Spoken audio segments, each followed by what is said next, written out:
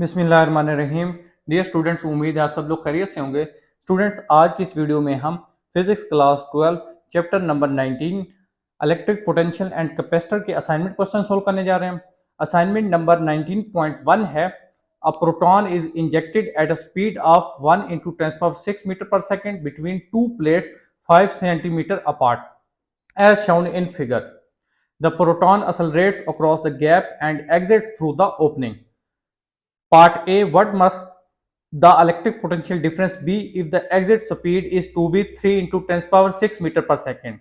Part B, what is the magnitude of the electric field intensity between the plates if it is assumed constant? दो parts हैं हमारे पास। Part A में हमने electric potential difference calculate करना है, part B में हमने electric field intensity की मैग्नीट्यूड कैलकुलेट करनी है। सबसे पहले डेटा लिख लेते हैं।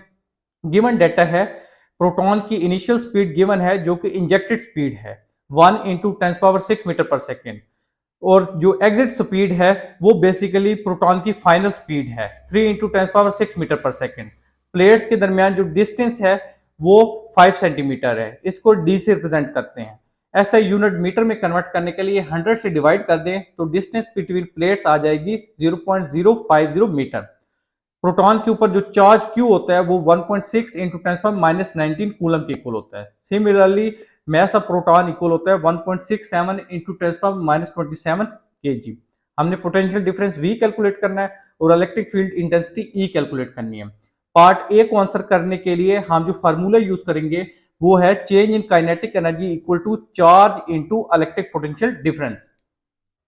यहां से इलेक्ट्रिक पोटेंशियल डिफरेंस को हम लिख सकते हैं change in kinetic energy divide by charge. अब काइनेटिक एनर्जी हमारे पास इक्वल होती है हाफ एम वी स्क्वायर।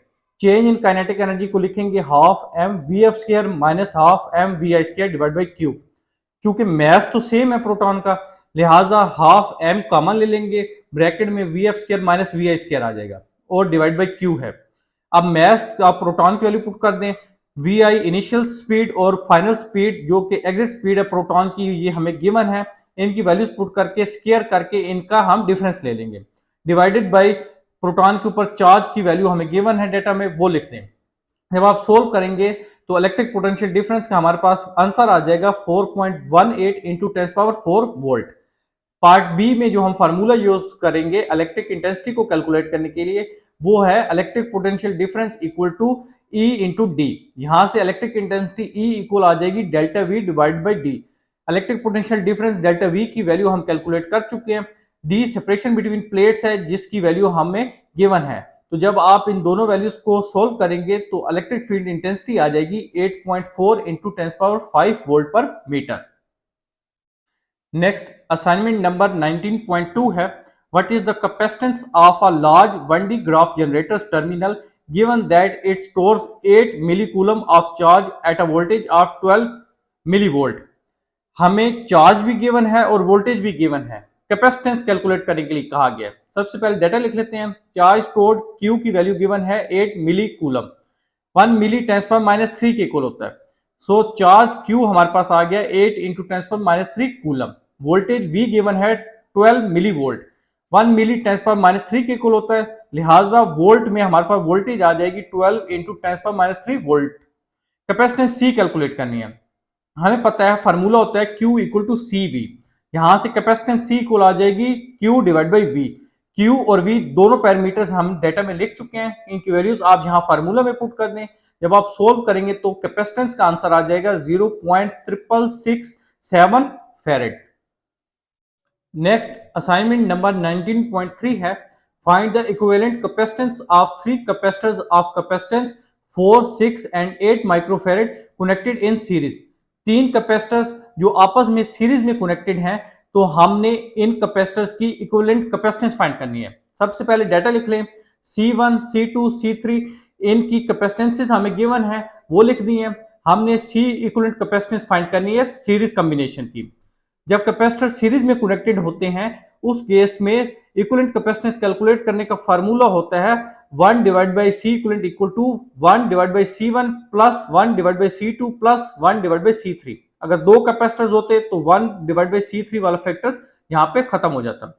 अब C1, C2, C3 तीनों की वैल्यूज गिवन है, आप यहाँ पे पुट कर दें, एलसीएम ले तो हमारे पास 1 डिवाइड बाई सी इक्वलेंट का आंसर आ जाएगा 13 डिवाइड बाई 24।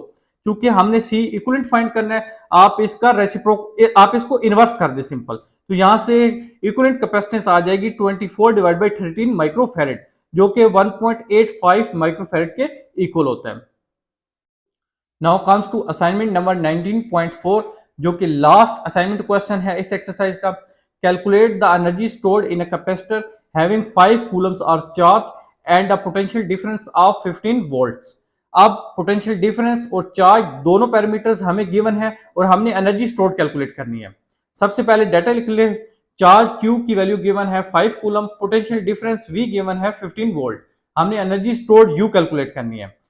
कैपेसिटर के केस में एनर्जी स्टोर्ड कैलकुलेट करने का फार्मूला होता है हाफ CV स्क्वायर या हाफ QV। ये दोनों फार्मूला एक दूसरे के इक्वलेंट हैं, क्योंकि Q CV के इक्वल होता है, तो जब Q की जगह आप CV पुट करें तो वो हाफ CV स्क्वायर के इक्वल हो जाता है। तो यहाँ पे चार्ज Q की वैल्यू भी गिवन है, पोटेंशियल डिफरेंस V की वैल्यू भी गिवन है। आप ये वैल्यूज यहाँ पे पुट कर दें, जब कैलकुलेटर की मदद सोल्व करेंगे तो एनर्जी स्टोर्ड U इक्वल आ जाएगी 37.5 जूल के। तो स्टूडेंट्स यहाँ पे ये हमारे असाइनमेंट क्वेश्चन कंप्लीट हो जाते हैं। अगर आपको कोई क्वेश्चन हो तो कमेंट सेक्शन में जरूर बताएं।